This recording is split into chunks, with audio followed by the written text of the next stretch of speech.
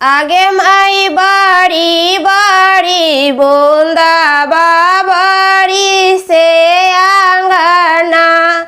आगे माई बाड़ी बाड़ी बूंदा बाबड़ी से आंगना।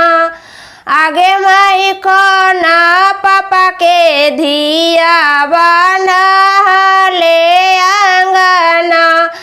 आगे माई कोना चाचा के धिया बना ले आंगना।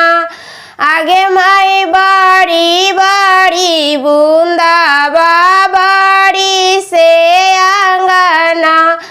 आगे माई अपन पापा के धिया बना ले आंगना। आगे माई अपन चाचा के धिया बना ले आंगना। आगे माई बड़ी बड़ी बूंदा बाबड़ी से आंगना।